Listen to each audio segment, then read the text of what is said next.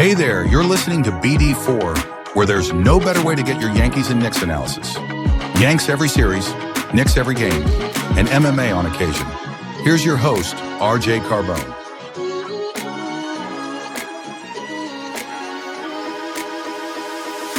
And a high drive into left center field.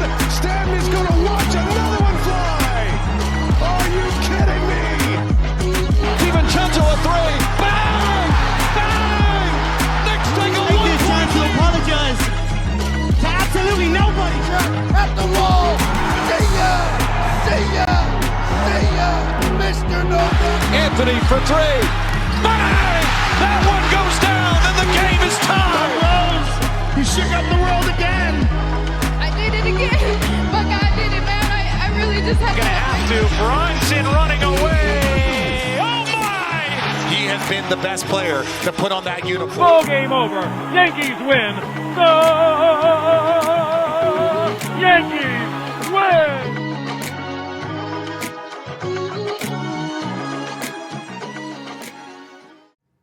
Oh boy. Sorry if I just yelled in your ear there, but do we have some things to discuss in this one? Welcome to the show, everybody. Welcome to episode 827 of the podcast. I appreciate you tuning into BD4. Let's get right into it. First of all, audio only episode. Probably going to be shorter than the usual 30-35 just because it's the first of a back-to-back. But oh boy. Knicks Spurs. The Knicks lose 120-105 in San Antonio. Obviously they're without Wemby, we're without Jalen. Rough. The Knicks were ice cold in the first quarter early on. Their only source of offense was Karl Towns, who was red hot, starts the game 4 for 4, scores their first 9 points.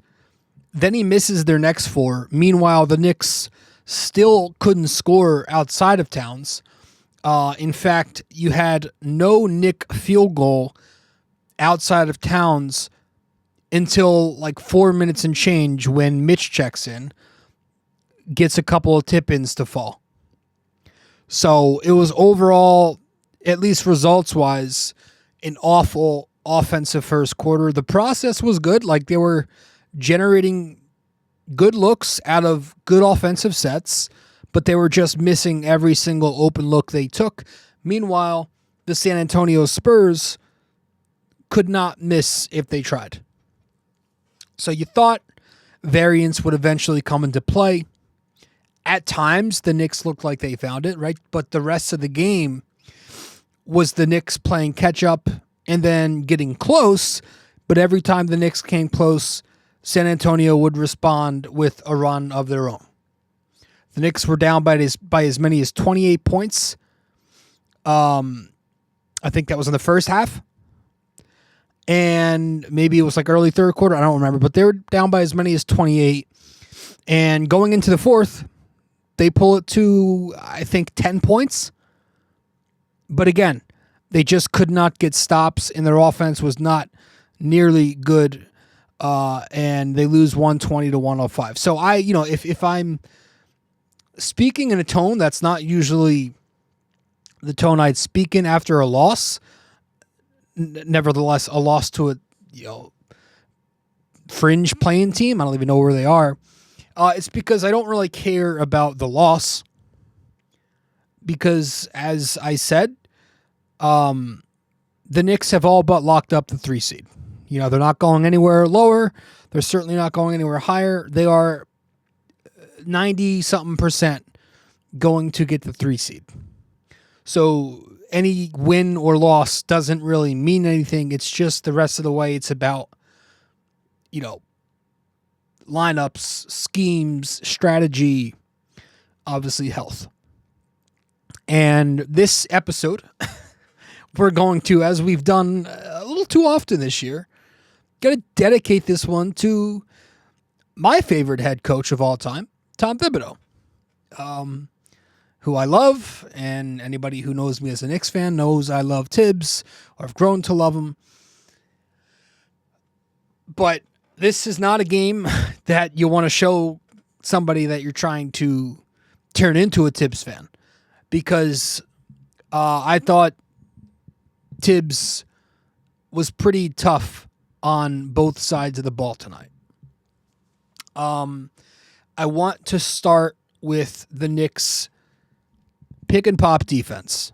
All right, so I do want to talk that first because they did give up 120 points. So we'll do that when we return from our first break here on the show. Be back in a few minutes, or a few seconds. Be back in a few seconds. BD4 is available on social media for those who want to follow. You can find BD4 on Instagram at BD4Pod. You can find us on X at BD4Pod. And you can find us on Facebook by simply searching BD4.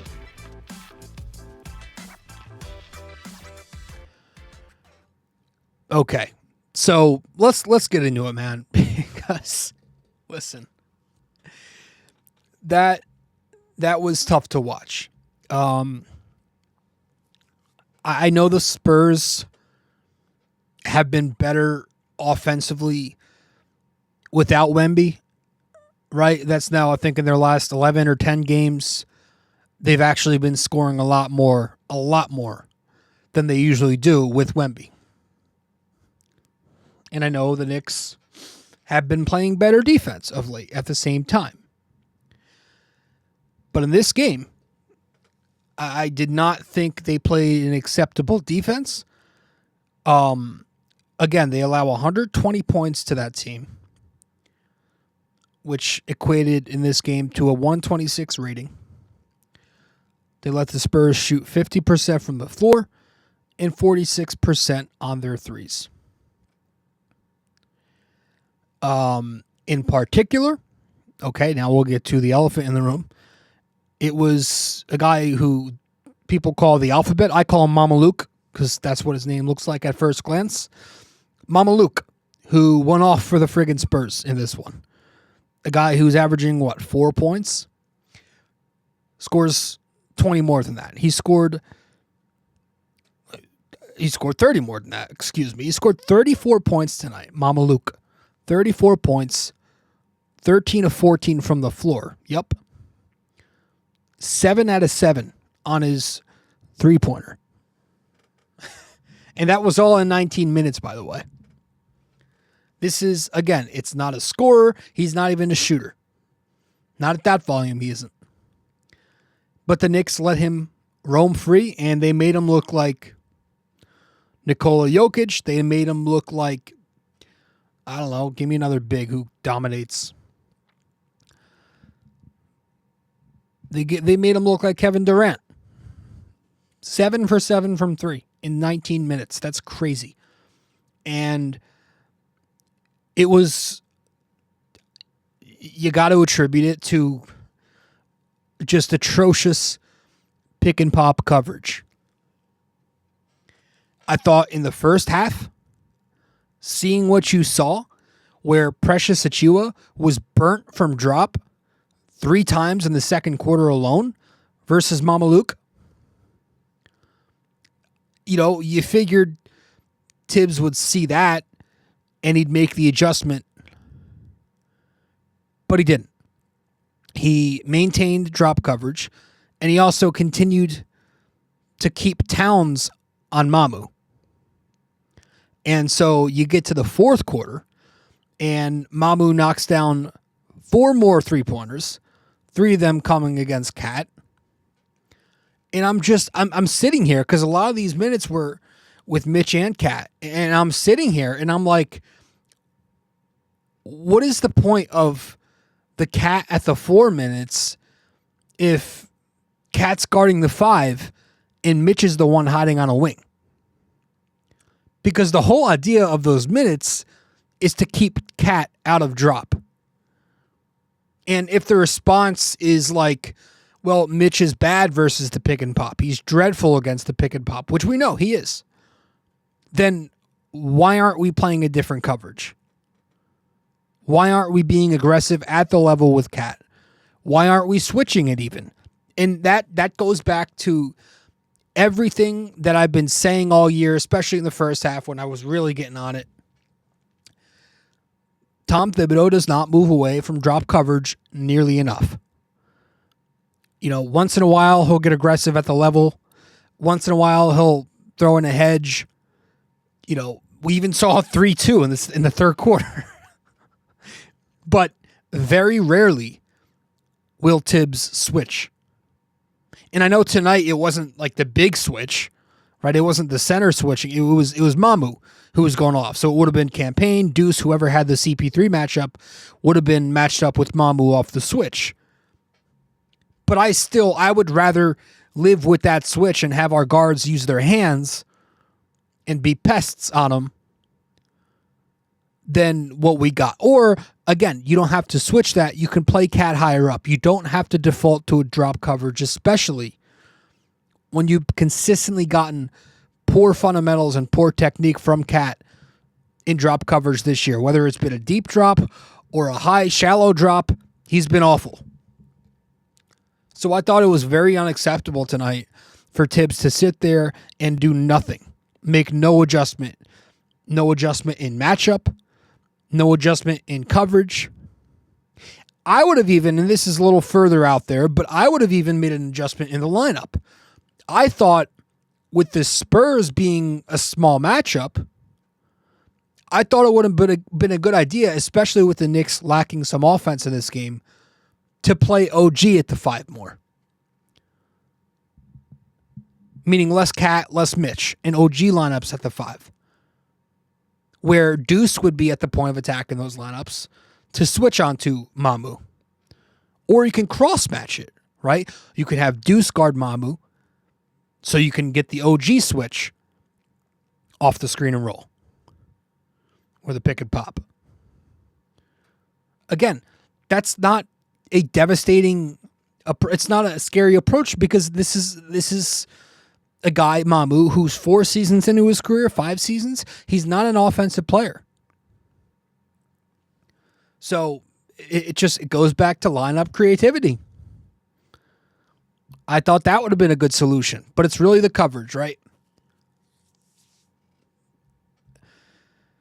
So it's tough, man, because I don't usually, when it comes to defense, I don't usually blame Thibs. I think that's more personnel, roster construction, but that's a whole different story, right? Like we've spoken before.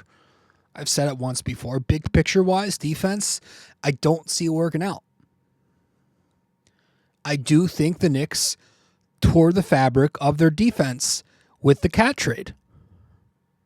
And I love Cat, obviously, but I do think they tore a little too much off. They tore a little too much defense off. Even with those Cat at the 4, Mitch at the 5 lineups, because when Thibs does play it right and Mitch is the one at the 5 in drop coverage versus the pick and pop, we know historically he can't guard 5-out offenses. So even if you're doing Mitch at the 5 in drop coverage with Cat out there hiding on a wing, well, Boston is probably going to be the team you face in the second round if you get there. Mitch has been a disaster against stretch 5s. He's been just as bad as Cat has been in drop against anybody. So it is mostly personnel.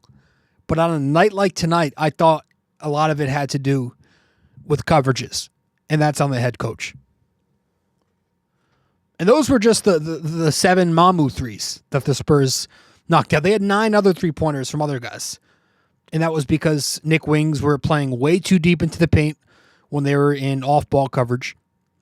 OG, Hart, didn't like their games. Hart going under that screen when CP3 pulled from deep in the second quarter there. He had Cat and drop. Hart goes under. Don't know why he did that. He had a couple of times in the second half where the Knicks didn't match up. But yeah, this one was drop coverage. With Cat, who's always uncompetitive in drop. He's either going to give too much space up top, or he's going to be dropping back and backpedaling too far on drives also. And again, Precious was awful too. The whole point of when Precious comes in to play forward, the whole point of that sacrifice in offense is to provide switchability and rim protection. Didn't bring that tonight.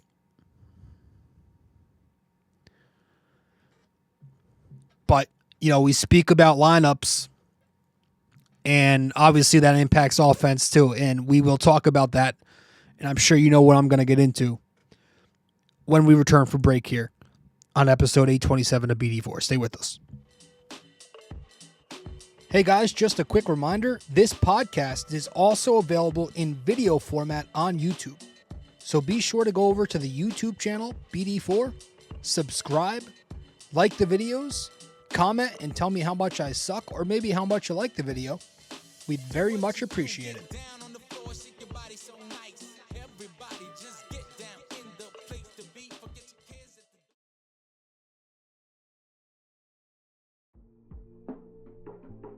Don't have time to sit down and watch a video? You can listen to BD4 on Apple Podcasts and Spotify. Don't forget to give us a 5-star rating and review on Apple Podcasts. And you can also watch the video format on Spotify too.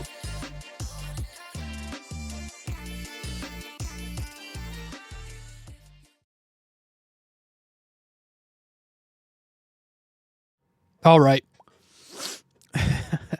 Welcome back. Yeah, that was just the defensive side of the floor. Because again, the Knicks only scored 105 points tonight. And I thought it was some shooting woes. Just when I say shooting woes, I just mean some shots were just not falling. But I also think it was very much compounded by bad coaching. And I'm talking about lineup creativity, player placement. And yeah, process-wise, it was all looking good until that second quarter. Right? You get to the top of the second quarter, Cat's on the floor. The Knicks are only down 9 points. Not that bad.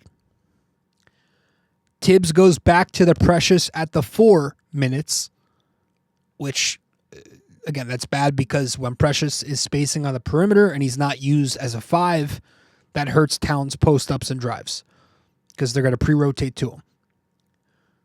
So he goes to Precious at the 4. And then when Precious comes off later in the period, he keeps Hart on. He brings Mitch in. And so that's bad because now you got 2 poor spacers. You still have 2 non-threats. And Cat's off. Cat wasn't even on the floor in those minutes. But in all of those minutes, right, the Knicks went from being down only 9 points to down 23 points before Cat came back in late in the period in the final 3 minutes. So that means they were a minus 14 in the Precious at the 4 minutes and in the Mitch and Hart minutes.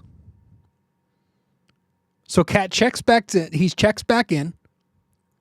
Cat checks back in with about 3 minutes left before halftime. And what do you know? The Knicks offense is productive, and the Knicks were a -1 in those final few minutes. And then, unshockingly, same thing. Top of the third quarter with the same format where you got Cat out there with 3 other spacers. The Knicks are a +12 in those Towns minutes. So if the eye test isn't telling you that works and the non-spacing lineups don't work, then the metrics will tell you so. And it's not like what it was supposed to provide, defense and rebounding, is doing the job because it's not giving you that. And it's weird, man. It's like Thibs has short-term memory with this stuff. He doesn't remember game to game, but he will, like, after the half.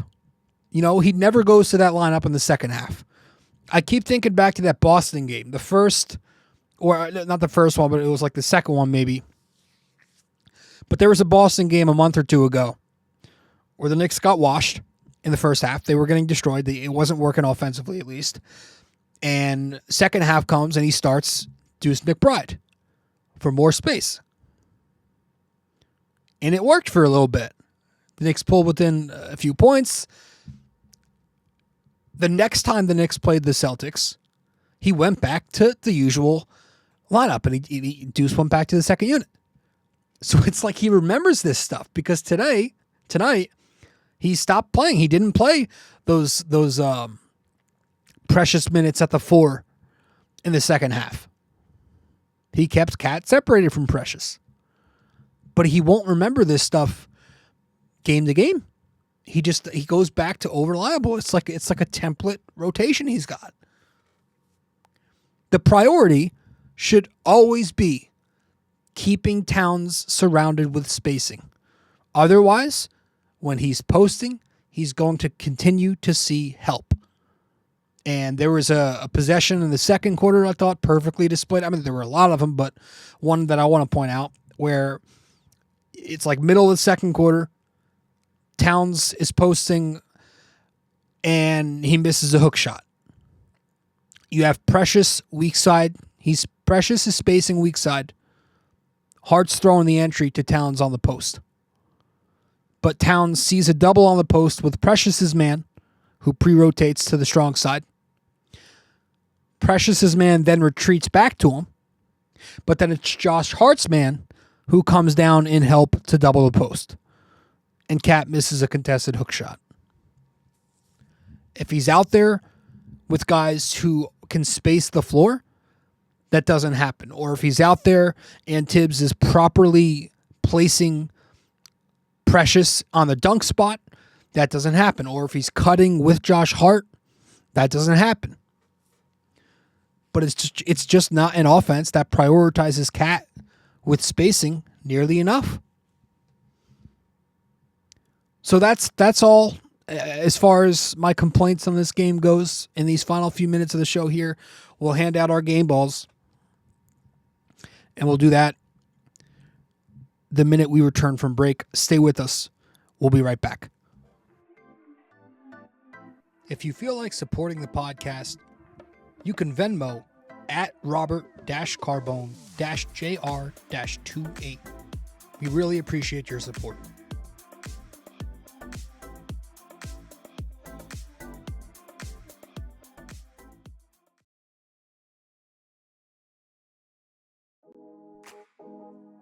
Do you enjoy Yankees baseball but are tired of hearing me yap? I have a suggestion for you. Go check out Yankee Crazy Podcast. Greg Gill is a Yankees podcaster on Apple Podcasts and Spotify, and he's now selling merch. Go to yankeecrazy.myshopify.com.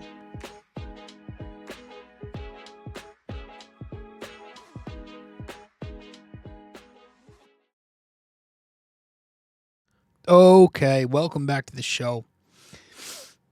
I thought your two best players on the floor. Well, let's start with the first unit. I thought Towns. Towns finishes this game with 32 points, shot the ball efficiently from 2, from 3, 9 rebounds. All right, 3 assists. He was good. He was awesome early on. I mean, he scores those 9 points in a row. Knocks down a three-pointer as the trailer on one of them. He had a couple of baskets off of cross screens, which you're seeing the Knicks go to some wedge screens more lately.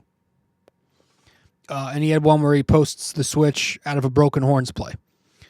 And throughout the night, he was just continuously getting downhill, getting to the free throw line. Again, I think he knocked down 3 triples. But he was keeping the Knicks' hope alive throughout the game. He was keeping them in it. Even despite the hand injury, and I think he was grabbing his knee. I mean, he's always banged up, but I thought he was excellent offensively. And he now has 15 game balls. 15 game balls on the season for Cat Towns. Karl Anthony Towns. So good for him. Second unit, Mitchell Robinson. Starting to slowly look a little bit more like himself. Now, he's got to get the conditioning, figured out because he's still tiring out pretty quickly.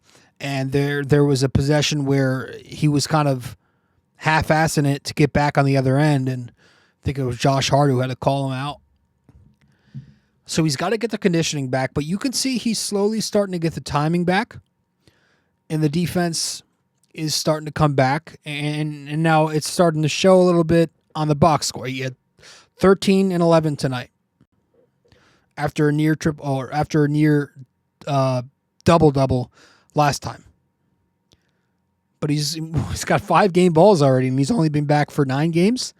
So he's been doing his job, leading that second unit. And also, I didn't think the rest of the second unit was good in this game. Thought Campaign was pretty bad. I thought Shamet, guy can't knock down a shot to save his life. He'll knock down a few for a game or two, but he's just, So Mitch Robinson, I thought, was the second unit best player on the second unit tonight. And that's it regarding this game. That's it. So up next for your New York Knickerbockers, you got Charlotte for the second of this back-to-back tomorrow night. It's a 7:30 p.m. game, I believe, in Charlotte. So let's hope they can win that game. Because, again, I said last episode I would like the Knicks to go 4-1 at the very least. They're already 0-1. So let's hope for a little 4-game win streak, because this is a stretch of games where you are playing some competition that you need to, Brunson or no Brunson, be beating. Again, it's not the end of the world if they don't win these games, but you do still want to see some wins. So let's hope they can bounce back tomorrow in Charlotte. And with that said, we'll wrap this one up with our trivia question of the day. And our trivia question for this one is a true or false one. We got a true or false for you. True or false? Former Knick Steve Novak once played for the Spurs. Is that true or false? True or false? Former Knick Steve Novak once played for the Spurs. So let me know the answer wherever you can reach me. I appreciate it. Appreciate everybody checking out this episode. I always do. But with that said, that's all we got in this one. The Knicks lose to the Spurs. Final score, I don't know, they scored 105, the Spurs, 120 to 105. So, tough loss. Felt like it was even worse than that at times. But let's hope we can bounce back tomorrow night. That's it, folks. Appreciate you all tuning in. I'll see you very soon. Well, if you made it this far, that means you listened to or watched the entire episode. Thank you. Just remember to follow, subscribe, download, rate and review, and all that fun stuff to help out the podcast. And I will see you in the next episode of BD4.